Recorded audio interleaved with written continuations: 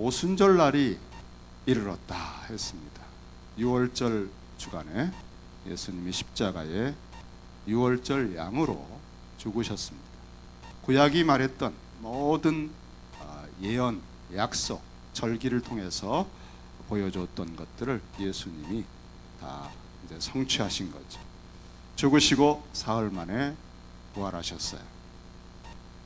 예수님의 죽음 때문에 사람들은 무섭도록 정말 모든 것이 다 무너져버린 절망의 심연에 빠졌습니다. 엠마오 제자의 슬픔, 누구도 그 슬픔을 회복할 수 없어요. 절망감이 완전히 그 사람을 장악해버렸습니다. 그들에게 부활하신 주님이 찾아오셔서 말씀을 전하셨어요. 구약에 그리스도가 고난을 받을 수밖에 없다. 왜냐하면 하나님의 통치를 아무리 부어도 아브라함을 부르시고 이스라엘 민족을 200만 명으로 키우시고 율법을 주고 또 가나안 정복을 통해 그 땅을 주어도 다윗 시대의 왕국이 번성해도 결국은 죄 때문에 초토화되고 바벨론 포로 아수르에 망하고 말았다. 그래서 이제는 그리스도가 통치하는 하나님의 나라의 가장 중요한 것은 죄를 통치하는 것이다. 죄를 다스리지 못하면 너희가 지금 원하고 있는 로마를 뒤집어 엎고 다시 다윗의 왕조 같은 그런 나라를 세우고자 하는 그 모든 꿈도 시간 문제로 또 무너지는 것이다. 우리 주님께서 몇 번을 십자가를 말씀하셔도 귓전으로도 듣지 않았어요. 현세에, 이 시대에 그 한 맺힌 욕망을 풀고자 예수님의 좌우편을 꿈꾸고 있는 제자들. 하지만 주님의 마음은 이 죄의 문제를 해결해야 되겠다. 인간성의 뿌리 깊은 그 근원의 문제를 해결해야 되겠다. 그것은 십자가에 죄의 모든 죄를 짊어지고 대신 죽어주시는 이 방법밖에 없다는 것을 아시기 때문에 십자가로 가신 거죠. 아무도 그 죄값을 치르기 위해서 죽을 가치가 없어요. 다 죄인이기 때문에 오직 성령으로 잉태하시고 죄가 없이 흠 없이 완전한 의의 삶을 사신 주님의 죽음만이 다른 죄인들을 건져내는 가치가 있어요. 주님은 피땀 흘린 겟세마네 기도를 하신 다음에 십자가의 길로 가셨습니다. 이것이 구약에도 사실은 다 기록이 되어 있어요. 이사야 53장에 고난을 받으시는 도수장으로 끌려가는 어린 양에 대한 얘기가 있어요. 6월절 양의 이야기가 있고 제단에서 드려지는 수많은 제물들도 그와 같은 것을 보여주고 있었습니다. 주님께서 엠마오길에서 제자들에게 구약 성경에 그리스도가 고난을 받아야만 된다. 반드시. 그리고 회복이 되고 영광에 들어간다고 하는 게 이렇게 써 있지 않느냐라고 자세히 풀어주실 때 그 복음을 듣고 그들은 가슴이 뜨거워지고 회복이 되었습니다.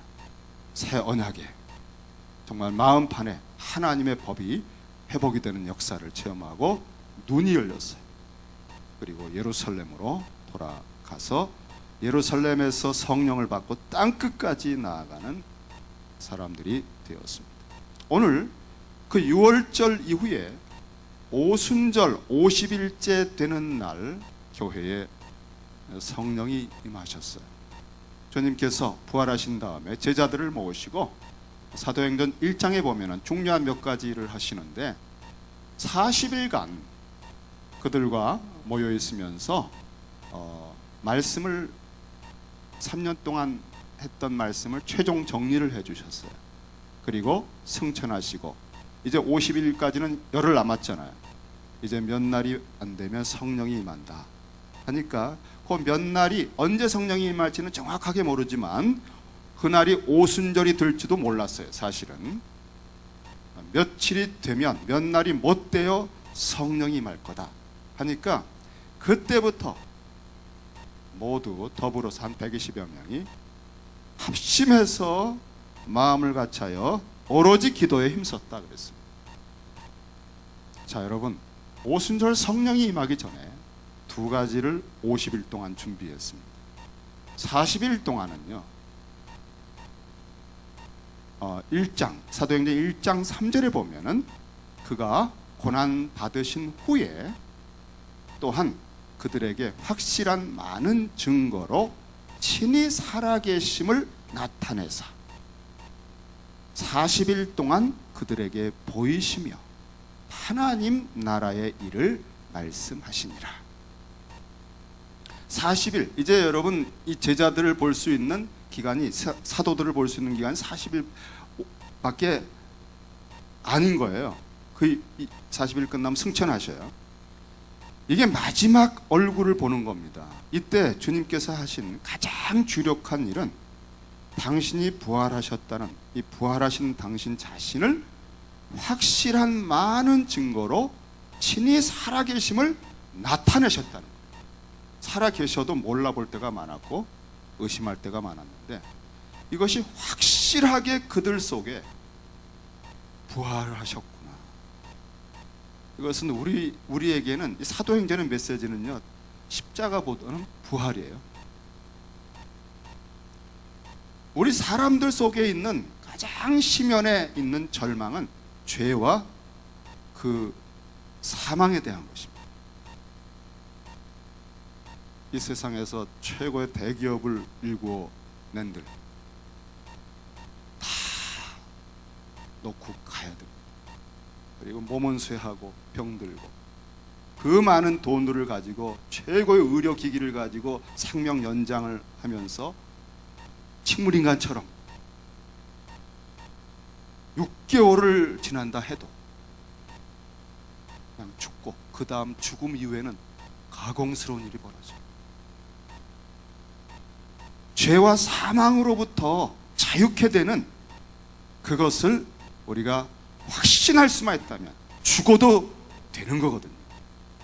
무서움과 두려움이 없는, 핍박을 받고 희생을 해도 기쁨이 너무나 충만할 수 있어요.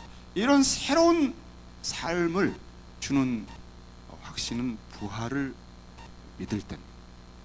이 부활이라고 하는 것을 40일 동안 주님이 계속 당신이 부활했다는 걸 보여주신 거예요.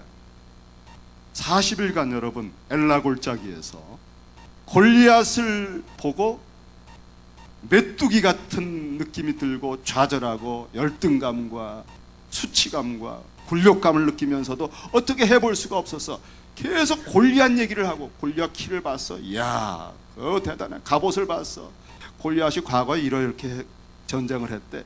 골리앗 얘기를 하면서 두려워 떨고 있는 엘라 골짜기, 이스라엘 백성들, 군대들, 거기에 다윗이 등장했다는 거 들으셨죠? 그리스도가 등장했을 때 어떤 말을 하는지.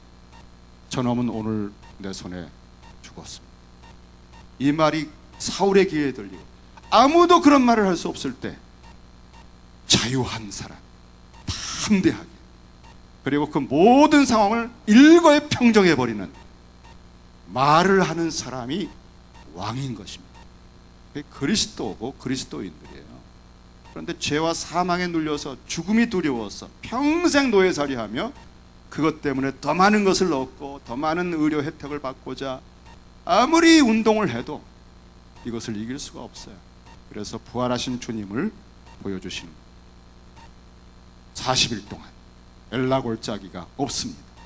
부활하신 주님의 영광을 보면서 얼마나 담대하고 자유해지는지 몰라요. 그리고 이와 같은 죄를 이기고 부활의 영광에 이른다고 하는 것이 하나님의 통치의 근간이다. 이것이 세상 나라가 줄 수 없는 하나님의 나라다. 이것이 다윗에게 꿈꾸었고 아브라함에게 꿈꾸고 다윗에게 한번 일어났다가 무너졌지만 다윗의 후손 예수 그리스도를 통해 회복한 하나님의 나라다. 이 하나님의 나라가 유일한 소망이다. 그래서 여러분, 교회는요, 성령을 받는, 성령이 충만해지는 것도 중요해요. 오늘 말씀드리겠지만, 그러나 성령님이 임하시는 그릇이 하나님의 나라의 생각으로 가득해야 돼요. 그래야 그 성령이 어떤 일을 하시고 어떤 말을 하실지를 우리 속에서 역사하신단 말이죠. 그래서 성경 공부하셔야 돼요. 근데 어떤 공부를 하느냐? 하나님의 나라에 대해서 공부해요. 3년 내내 주님은 회개하라, 천국이, 하나님의 나라가 왔다. 하나님의 나라를 3년 내내 가르쳤어요. 하나님이 통치하신다. 하나님의 통치는 예수 그리스도 왕을 통해서 죄의 깊이까지 뿌리채 뽑아내시고 우리에게 진정한 자유를 주신다. 우리의 말이 달라지고 천지간에 하나님의 왕 같은 제사장으로 허리를 펴고 살아가며 어둠과 사망과 모든 죄의 그늘에 있는 자들에게 복음을 선포한다. 자유를 선포하고 하나님이 통치하신다라고 하는 기쁜 소식을 전하는 사람이 되는 게 교회다. 그래서 우리가 이 조각조각 단편적인 지식으로 공부하는 게 아니라 하나님의 나라를 거머잡아야 돼요. 이런 틀이, 거대한 틀이, 웅대하고 심원한 틀들이 우리 속에 들어와 있을 때 성령이 임하시면 정말 걷잡을 수 없는 인간이 되는 거예요. 주님께서 40일간 그 마지막 시간을 하나님의 나라의 말씀으로 가득가득 채워주셨어요. 3년간에 배운 모든 말씀의 총정리, 하나님이 통치하신다는 게 그리스도 안에서의 그 위대한 통치, 이게 하나님의 큰일이에요. 하나님께서 하시는 가장 장엄하고 위대한 일들, 예수 그리스도 안에서 어떻게 죄와 사망의 심연에까지 들어가서 우리를 건져내시고 자유케 하신 출애굽의 궁극적인 출애굽을 일으키시고 새하늘과 새 땅까지 위대한 여정을 일으키셨는지, 만물을 새롭게 하시는지, 이 하나님의 큰일, 그리스도 안에서 하나님이 하신 가장 위대한 통치의 일들을 40일 동안 가르쳐 주시고, 그리고 그 증거로 당신의 부활하신 그것을 보여주시고, 그 다음에 이제 몇 날이 못되어 성령이 임할 것이다. 온 세상은 너희들에게 위해서 소망이 있다. 예루살렘에서 땅끝까지 나의 정이 되라. 십자가에 죽으시고 부활하신 왕이신 주님의 메시지를 전하고 그들을 구해내라. 그 하나님의 나라의 백성들이 되게 하라. 그러면서 이렇게 하나님의 말씀을 듣고 그 다음에 기도하는 거예요. 근데 이 기도가 정말 3년 동안 있으면서 기도를 잘 안 해요, 제자들은요. 근데 주님 십자가에서 죽으시고 부활하신 다음에 부활하신 주님을 볼 때, 그리고 이 가르침을 듣고 하나님 나라의 꿈이 생기면서부터 전심을 다하여 기도하기 시작했어요. 성령이 약속한 대로 임할 때를 위해서. 교회는 하나님의 나라의 말씀으로 가득하고 복음으로 가득하고 기도로 가득해요. 근데 이 기도가 개인 기도가 아니에요. 여자들과 예수의 어머니 마리아와 예수의 아우들과 또 거기에 11 사도들과 더불어서 120여 명이 더불어 마음을 같이하여 오로지 기도에 힘씁니다. 합심기도. 교회는 이런 합심기도가 계속 일어나요. 말씀도 조각조각 단편이 아니라 묵직한 말씀들이 우리 심령과 골수에 가득해야 돼요. 이렇게 제공해 줘야 돼요. 그리고 이 기도하고 말씀으로 가득한 이 그릇에 오순절날, 그날에 성령이 임할지 몰랐거든요. 몇 날이 못 돼요. 근데 호련히 갑자기 오순절 날이 되었을 때 성령이 임한 거예요. 우리는 언제 임하실지 모르지만 우리가 하는 것은 기도하는 것. 우리는 말씀을 준비하고 묵상하며 하나님 말씀대로 하나님의 통치가 임하옵소서 주기도문에 그 하나님의 이름과 그 나라를 위해서 기도하면서, 그 기도를 간절하게 기도하면서 그 하나님 나라와 그 이름을 위해서 일용할 양식과 우리의 인간관계의 회복과 시험에 들지 않기를, 재정의 문제, 직장의 문제, 결혼의 문제를 기도하면서 간절히 기도하면서 우리는 하나님 앞에 있을 때 호련히 성령이 임하셨다. 이 성령이 급하고 강한 바람 같은 소리로 그 앉은 온 집에 가득했다고 그랬어요.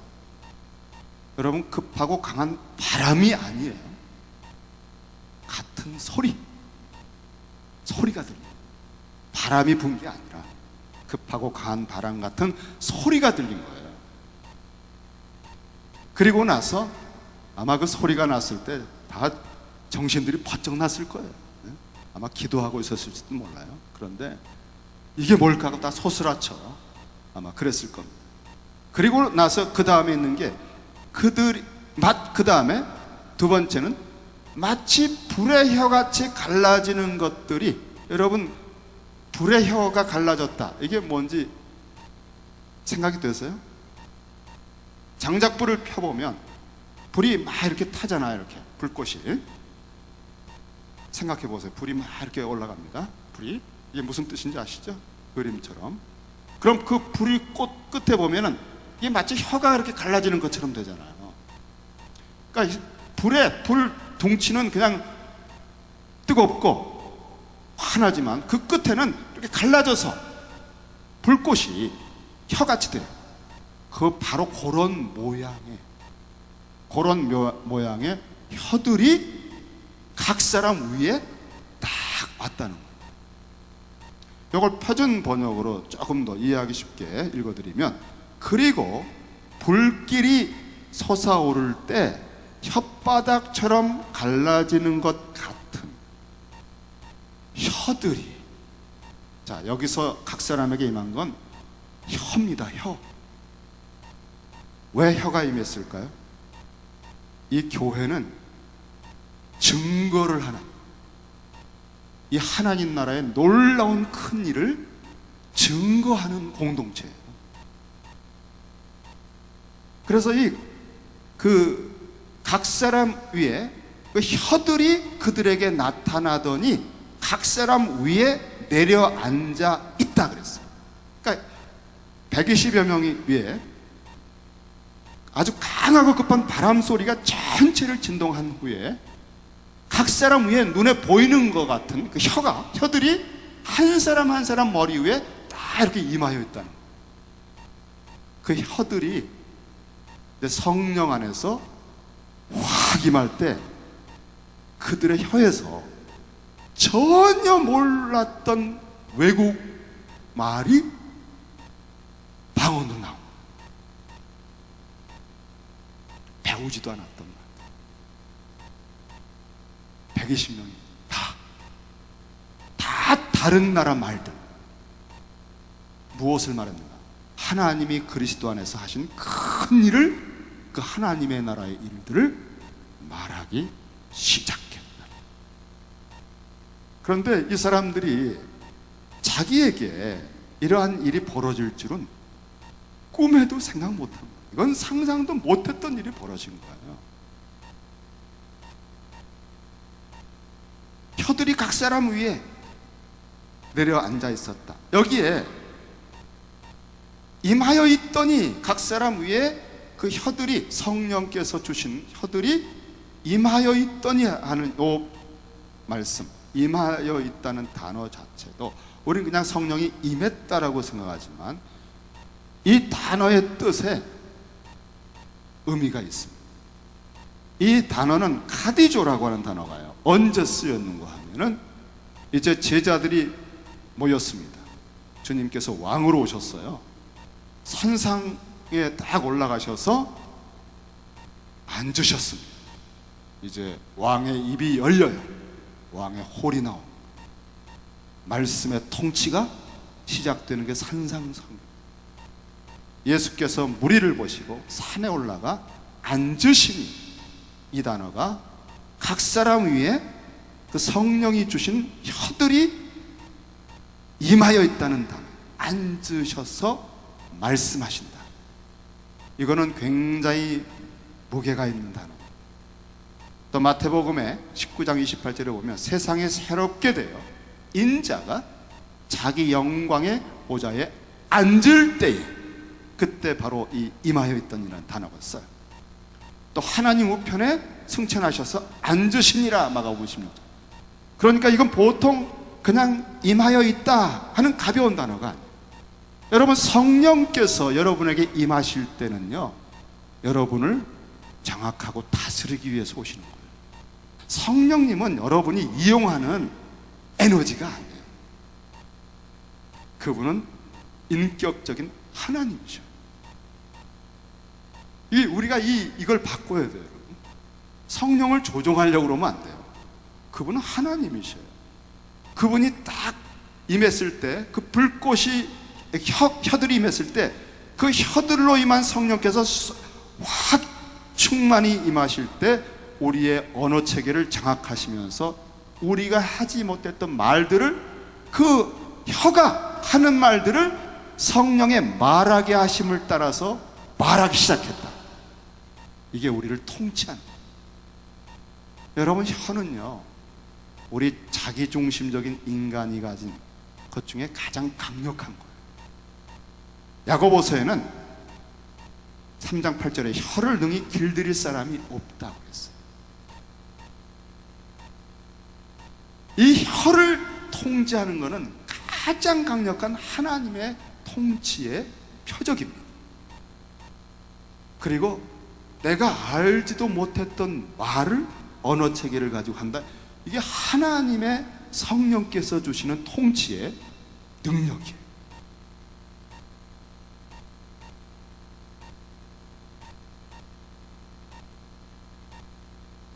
그저 비인격적인, 내게 능력을 주셔서 내가 뭐 좀 하게, 뭐 좀 행세 좀 하게, 이런 방식으로 구하고 있으면 안 돼요. 성령님은 하나님이시고 그분이 임하셨을 땐 우리를 다스리기 위해 좌정하신 거예요. 그리고 충만히, 각 사람 위에 불꽃이 혀로 임하셨다가 그 다음 현상이 4절에 보니까 이렇게 임하여 있더니, 이게 뭔지 다 몰랐죠. 현대 각 사람에게 다 달라요, 여러분. 그때 옆에 사람 보니까 그 혀 주님 바꿔주세요, 그 혀하고 저하고. 나중에 말이, 언어가 자기가 생각하지도 않았던 저기 오지에 있는 언어가 나왔어요. 성령님, 좀 큰 도시 쪽으로 바꿔주시죠. 그게 안 됩니다. 성령님이 하나님이시기 때문에 여러분들에게 임하셨을 때 주권적으로 임하시는 거예요. 하나님, 성령님, 저는요 저 사람 은사보다 그 다른 쪽에 더 강한 은사 주세요. 이런 일 할 수 있기를 원합니다. 이런 방향으로 이렇게 할 수 있도록 이런 은사를 주세요. 우리는 성령께 뭘 구할 때 고린도전서 12장에서 14장까지 성령의 은사 문제를 다루는데, 은사는 여러 가지나 성령은 같고 하시면서 각 사람에게 성령의 나타내심은 교회 공동체 유익을 위해서 주심이라 그랬어요. 개인적인 유익이 아닙니다, 여러분. 내가 뭘 행사하려고 하는 동기는 성령을 구하는 것에 합당하지 않습니다. 우리가 그분을 통제할 수 없어요. 소원하는 것은 불가능한 건 아니지만 잘 기도하다 보면 성령께서 고쳐주셔요. 나는 너를 이렇게 쓰기 원해, 내가 주고자 하는 건 이거야 하는 걸 가르쳐 주실 때가 있을지 몰라요. 어떤 사람에게는 성령으로 말미암아 지혜의 말씀을 주시고, 어떤 사람은 같은 성령을 따라 지식의 말씀을 주시고, 쭉 성령의 은사를 얘기한 후에 어떤 사람은 능력을 행함을, 어떤 사람은 영들 분별함을, 그 다음에 다른 사람에게는 각종 방언 말함을, 또 방언 통역하는 것도 주시나니 하시면서 이 모든 일, 각양의 은사들은 한 성령이 행하사 그의 뜻대로 각 사람에게 나누어 주시는 것입니다. 하나님이신 성령께서 그분의 뜻과 계획대로 각 사람에게 맞게 나눠 주시는 거예요. 각 사람 머리에 혀들이 맸어요. 어떤 나라의 대상의 언어인지 몰라요. 그러나 하나님이 주신 거예요. 교회는요, 한 몸인데 지체가 여럿입니다. 그 지체들이 사역하는 힘은 인간적인 조직이 아니기 때문에 성령의 은사를 통해서 하는 것입니다. 그분이 그 일을 할 때 효력이 있는 거예요. 그런데 그 은사가 성령께서 주권적으로 그에게 그 일을 맡겨서 그 은사를 통해 역사해서 교회에 유익을 끼치고 열매를 맺고자 하는 그게 아닌 쪽에 자꾸 다른 거를 구해. 이 사람 자꾸 주님 저 인간보다 부배요 뭐 이런 걸 구하고, 얼마나 성령께서 근심하시겠어요.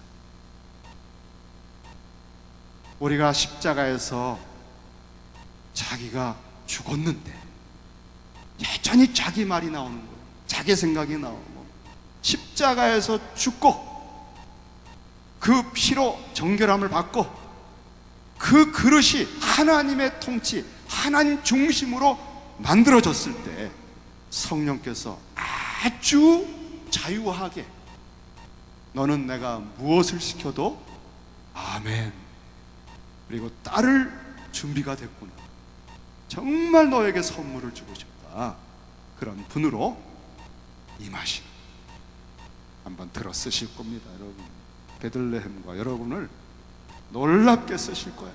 시카고에 새 일이 벌어질 거예요.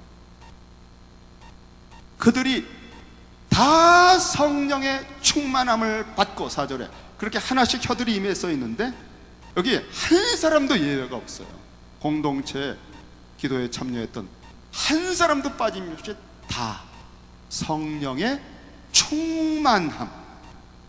뭐든지 여러분 충만해지면요 움직임이 일어납니다. 물도 끓여보니까, 제가 라면을 끓여보니까 저는 할 수 있는 요리가 거의 유일한 것 같아요. 라면 끓이는 쪽에 나름대로 노하우도 많아요. 근데 물을 끓여보면 이게 비등점에 도착해야 그 다음 현상이 생깁니다. 충만할 때는, 100도가 될 때는 그 전의 현상하고 달라요. 성령께서 충만하시다는 건 성령이 우리의 언어체계, 우리의 혀, 우리의 모든 생각과 의지와 정서를 통치하신다는 뜻입니다. 그 전에는요 두 마음도 가능해요. 성령님이 감동하시는데도 고집을 부릴 수 있어요. 알아요, 이거 아니지, 근데도 해요. 자기 욕심내고, 그리고 후회하고 회개하고. 그래서 성령께서 주님 다시 오실 날까지 우리에게 인치셨다 그랬거든요. 성령으로 인치셨다. 그 성령이 우리 안에 계시기 때문에 너희가 성령을 근심하게 하시지 말라, 성령을 근심시키지 말라고 바울은 말했습니다. 인격이시고 우리를 다스리기를 원하시는데 고집을 부리면 굉장히 인격적이시기 때문에 근심을 하셔요.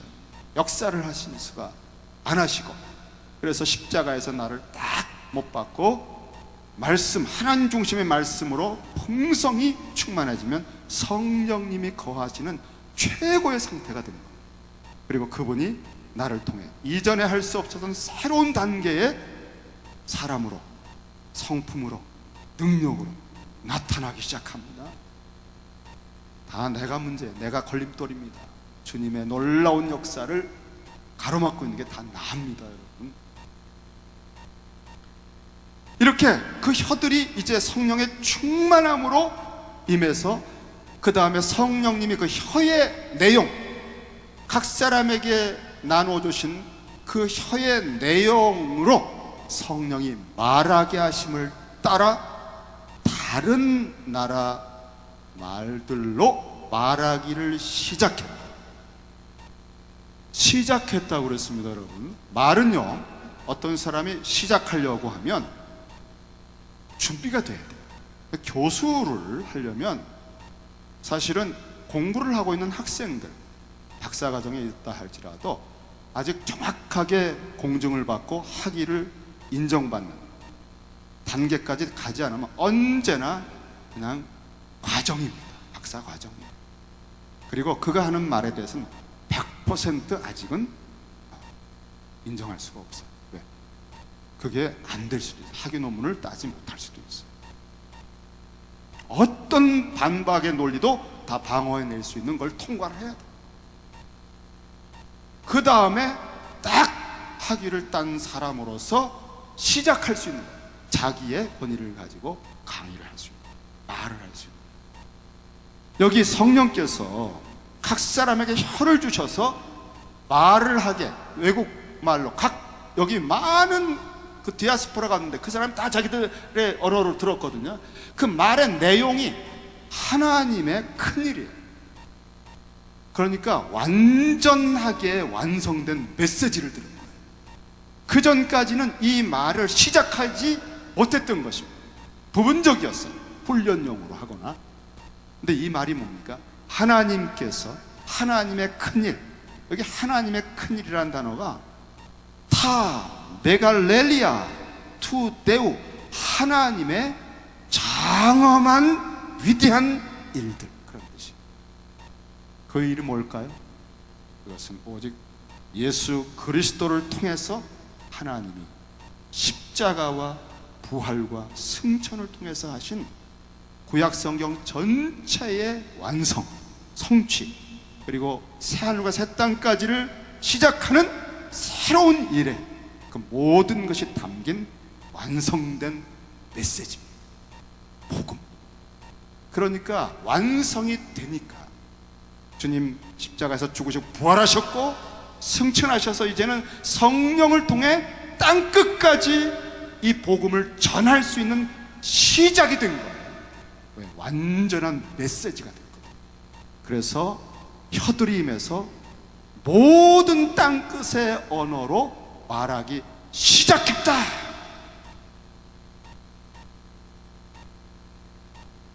우리가 교회의 사람이 됐을 때는 이 말을 시작할 수 있어야 돼요. 교회는 여러분이 말을 할 콘텐츠를 하나님의 나라에 그리스도 안에서의 위대한 장엄한 일들을 가르쳐 드려요. 이거를 여러분 속에 가득하게 만들어 드려야 돼요. 그 다음에 성령님께서 무엇을 어떻게 말할까 염려하지 말라. 그 상황에서 성령께서 말할 것이다 라고 하는 정도에까지 여러분이 증인이 되는 것은 권능이 임해야 돼요. 교회가 그렇게 되면 시카고에 새로운 일들이 벌어져요. 여러분의 가정에 새로운 일들이 벌어져요. 그리고 기도가 개인 기도가 아니라 공동체로 새로운 기도, 교회가 무엇인지를 처음으로 이거였구나 하는 경이감을 느끼고 하나님의 통치를 그 새 하늘과 땅에 들어가기 전에 이 땅에서 맛보기 시작합니다. 이 바람 소리, 그리고 이 각양의 언어들로 말하는 소리가 들려지니까 그때에 유월절, 대개는 유월절 때를 기점으로 해서 온 사방에 흩어진 디아스포라들이 옵니다. 그 흩어진 유대인들이. 그래서 1년 내내 돈을 모아요. 유월절 행사에 참여합니다. 그래서 유월절에 오면 대개 한 2달까지 버티고 오순절까지 있는 거예요. 예루살렘 주변에 그 집을 하나 정하고. 그러니까 이때 이렇게 온 사람들이 다 사람들을 데리고 왔어요. 왜냐하면 개종을 한 사람들, 이번에 가자 하고 또 작정하고 서로 준비해가지고 온 겁니다. 그런데 이 사람들에게 이날, 특별히 이 오순절 때는 복음을 듣게 됩니다. 복음을. 그러니까 하나님이 작정하신 거죠. 온 천하에서 온 사람들에게 하나님의 큰일, 그리스도의 사건을 선포하게 하신 이 일은 11절에 보니까 우리가 다 우리의 각 언어로 하나님의 큰 일을 말함을 듣는도다 그랬어요. 교회는 다른 말 하는 거 아닙니다, 여러분. 자기 말 하는 거 아니에요. 하나님께서 그리스도 안에서 하신 그 일을 말하는 것이에요. 우리는 엘라골자에서 사람들이 하나님의 살아계신 하나님의 군대이면서도 골리앗을 보고 공포에 떨어서 거기에 충격받아서 골리앗만 생각나고 골리앗만 묵상하며 골리앗에 관해서만 얘기하고들 있는 그런 말들이 있는 곳이 교회가 아니에요. 교회는 세상의 모든 걸 다 밟고 일어선, 이긴 복음을 말하는 곳이에요. 복음을 우리가 서로 말해요. 서로 복음을 말해주는 거예요. 복음의 관점에서 권면해주고 기도해주고, 그래서 교회만 오면 살아나게 되어 있어요. 성령의 충만함 가운데 한마디 딱 권면해 준 것이 거의 생수입니다.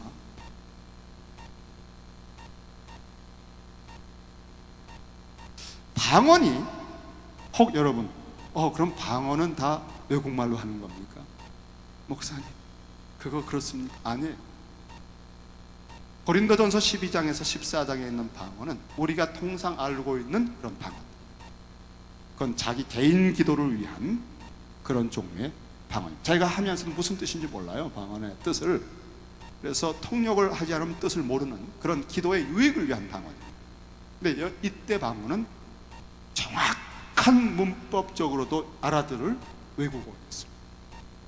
그러면 그게 어떻게 그런 일이, 그냥 성령께서 요때에는 이렇게 하셨고 그때는 그렇게 하신 거예요. 성령의 주권이에요. 그분의 능력이. 저는 방언을 못하던 목사였고, 제가 신학할 때에 어떤 그 소그룹이 능력을 행하고 하면서 교회에 좀 무리를 일으켰어요. 제가 또 신학 그룹 하나를 이렇게 후배들 가르치고 있었는데, 저는 칼빈주의, 개혁주의, 정통적인 신학을 가지고 그때도 하고 있었는데, 근데 그 그룹에서 있는 리더가 제 서클에 있는 제 후배한테 이런 말을 했습니다. 야, 너 방언하냐? 못하는데요. 방언도 못하는 것이, 이런 무시를 당하고, 그래가지고 주눅 들어가지고 저한테 와서, 형님도 방언하세요? 아니, 왜 그걸 물어봐? 왜? 제가 못하고 있는데. 그래서 나름대로 그 서클의 리더인데, 그러니까 막 좀 우물쭈물 제가 그랬고, 자존심도 상하고, 이거 왜 거기를 왜 갔다 왔냐, 거기 좀 이상해. 그러면서도 제 마음에 눌림이 오는 거예요. 그래서 이게 선배로서 그게 안 서는 거예요. 그래서 할 수 없이 돌아서서 내가 방언을 받든지 뭘 작정을 해야 되겠다. 그리고 그때부터 한 일주일 넘게 작정을 딱 하고 기도를 했습니다. 말씀에 근거해서 하자. 근데 그 말씀을 찾다가 사랑을 따라 구하라 하는 말씀이 은사 문제, 그 다음에, 그런데 그 사랑은 뭐냐? 사랑은 여기 있으니 요한일서 4장 10절 말씀, 독생자를 화목제물로 주신 게 사랑이라 이거예요. 우리가 하나님을 먼저 사랑한 게 아니라 하나님이 우리를 사랑하사 독생자를 주셨다. 그래, 이거다. 그 말씀을 붙들고 거의 금식도 하면서 일주일 동안 묵상하면서 간절히 기도했어요. 근데 나중에는 제가 이 방언 때문에 기도하지 않겠어요. 그 사랑을 묵상하다가 너무나 놀랍고 위대한 사랑이구나. 그러니까 방언이나 이런 것은 비교가 안 되더라고요. 천사의 말을 해도 사랑이 없으면 아무것도 아니잖아요. 이게 절대 가치고, 그때부터 사랑을 주십시오, 이 사랑을 깨닫게 해주십시오 하고 기도하기 시작했어요. 그래서 기도하는데 하나님의 사랑, 하나님이 그리스도 안에서 행하신 그 큰 사랑을 사모하고 갈망하는데, 일주일 후에 정말 지쳐가지고요, 금식하고 지치고 해서 이제 마지막입니다. 기도할 힘도 없습니다. 주님 응답해 주세요. 그러고서는 있는데 정말 그 강을 바라보고, 이렇게 한강을 바라보고 쫙 있는데요, 위에서 뭐가 이렇게 쫙 임하는, 제가 몇 번 간증했죠. 그리고 그 임하시는 어떤 것이 뭔지를 몰랐는데 제 얼굴을 스쳐 지나가고 가슴을 쓸고 지나가는데, 막 꽃향기 같은 것이 막 들어오더니 코를 지나갈 때, 가슴을 지나갈 때는 속에서 말이죠, 막 사랑이, 하나님을 향한 사랑이 팍 쏟아져, 견딜 수가 없는 거야. 이건 무슨 첫사랑 그런 정도가 아니라 주체를 못하겠네, 하나님을 향한 사랑이. 그래서 기숙사의 후배들 이제 다 대략 이제 끝내고 제가 기도실에 갔죠. 기도실에 들어가자마자 내내 하나님의 사랑을 찬양하기 시작했어요. 그 사랑이 얼마나 큰지, 그 크신 하나님의 그거부터 해가지고 뭐 이제 찬송가에 이 사랑을 표현할 수 있는 그릇이 없어요. 찬송가들. 그러니까 이제 작곡을 하는 거예요, 제가. 그러면서 막 작곡을 하면서 찬양을 막 불렀어요. 여러분 믿어주세요. 이 벅찬 사랑을 표현할 길이 없는 거예요. 그러고 막 한 시간인가를 그냥 하나님의 찬양에 감격으로 찬양하는데, 그 다음에 제가 까맣게 방언의 문제로 이게 촉발된 것을 잊어버렸어요. 그런 건 생각도 안 했어요. 근데 갑자기 말이죠, 찬양을 하는데 제 혀가 확 이렇게 안으로 말려드는 듯 제가 통제가 안 돼요. 혀가 스스로 말려들듯이 하면서 다른 말이 터져나온 거예요. 우와, 이건 뭐야 터져나왔는데 그대로 순종해 보니까 이게 방언인 거예요. 제가 다음 주에 가서 후배를 불렀어요. 야, 이리 와봐. 너 나한테 뭐라 그랬니? 형님 방언 하시냐고. 한다.